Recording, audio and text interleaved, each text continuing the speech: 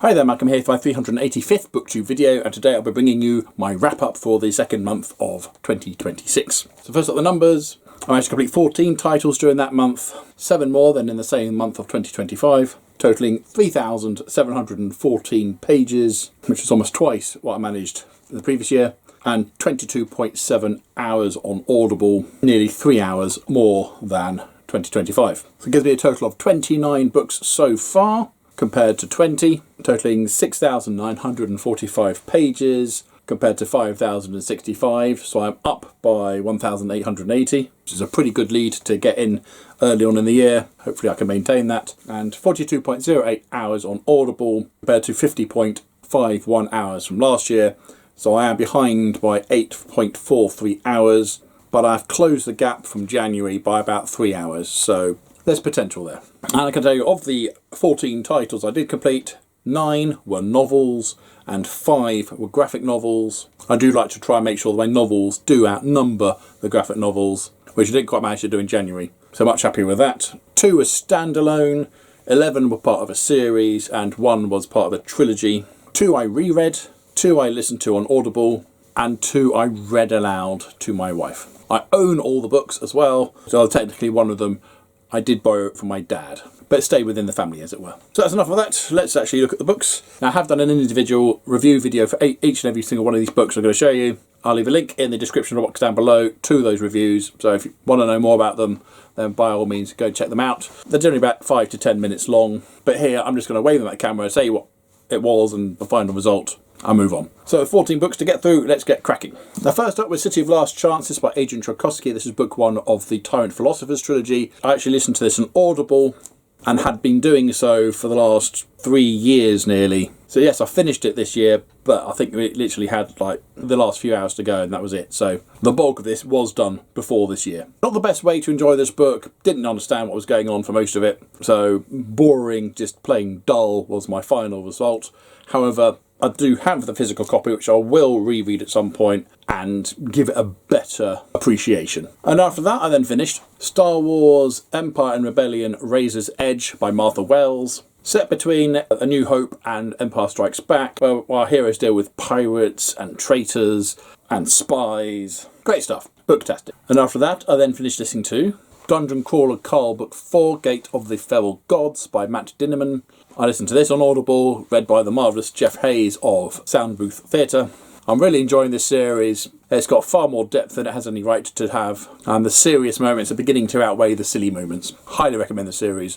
Booktastic. And after that, I then finished reading Foundation by Isaac Asimov to my wife. For me, this was a reread. She was wanting to read it this year anyway, and it came up on my natural reread cycle. I thought, well, why don't I just read it to you? So I did. Worth buying. It's still really good. Just the female representation is lacking in a big way. And after that, I then read Invincible Volume 1 by Robert Kirkman. There's a new Tiny Epic game coming out, Tiny Epic Invincible. I love the Tiny Epic games, but I didn't know anything about Invincible, so I thought, well, why not read it and watch the show? So I read this while I watched the show.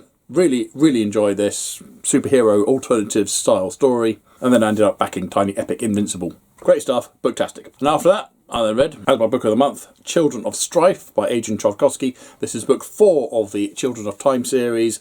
I have an ARC copy, which is why I got to read early. It's out on March the 12th. Epic sci-fi stuff, and this one basically looks like what happens if you're too successful at terraforming. But also a case of too many cooks spoiling the broth. Absolutely booktastic. Highly recommend it if you like the original trilogy, and a really good series to get into if you're not that into science fiction. And after that, I then read Invincible Volume 2 by Robert Kirkman. Yes, I've got the bug now. I got book 3 ready to go. Really enjoying this. Booktastic. And after that, I then read Star Wars The New Jedi Order Agents of Chaos Book 1 Hero's Trial by James Luceno. Liu Zhenfeng are now attacking the galaxy very blatantly, and they have a secret weapon they want to try and get to the Jedi and blow them all up with this deadly plague. Great stuff, worth buying. And after that, I then read The Hitchhiker's Guide to the Galaxy by Douglas Adams to my wife. This is a reread for both of us. We're waiting for the Broken Binding book to come in, and thought, why don't we read something we both know and love while we wait for it? So we did. Arthur Dent, Earth Gets Blown Up, Babelfish, Where's Your Towel, 42, Oh No, Not Again, Slutty Part Fast. If you know, you know. If you don't, then you ought to know. Booktastic, amazing science fiction satire. And after that, we then read Deadpool Classic Team Up, a collection of lots of adventures featuring Deadpool teaming up with various characters. A lot of Deadpool fun. Most of the stories were really good, some were less good, worth buying. And after that, I then read Monkey Nuts Volume 1, The Diamond Egg of Wonders by the Etherington Brothers. Zany, silly, wonderfully illustrated, very, very funny, very clever. However, very, very short and lacking a Volume 2, even though it says Volume 1. There was a sort of Kickstarter thing that happened 2018, but I don't think I know more about it than that. Worth buying. After that, I then read Star Wars The New Jedi Order Agents of Chaos Book 2, Jedi Eclipse by James Luceno. The concluding part of the first part, rather more of a continuation of what was going on. The main plot had been resolved in the first one, but people have gone missing, and it's just trying to find the missing people while more invading takes place. Great stuff, worth buying. And after that, I then read, jumping from one franchise to another, Doctor Who The Silent Stars Go By Dan Abnett, and another terraforming story, which I think was quite interesting. So we've got terraforming, we've got Ice Warriors, we've got the 11th Doctor with Amy and Rory, pinnacle Doctor Who time period. Really, really enjoyed this, worth buying. And then finally, I then finished Space Dumplings by Craig Thomas.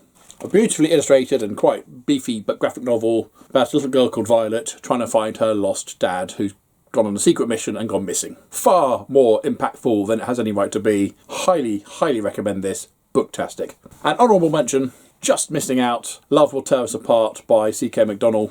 I finished this in the early hours of 1st of March. It missed the cut-off date, but I put an awful lot of effort in trying to finish it, but I didn't, so that doesn't count. Spoiler for the first book I finished for March in my March wrap-up video. And for a review video I'm just about to do. There you go, 14 completed titles. A really, really successful month there, I think. Apart from the City of Last Chances, which only got 2 stars.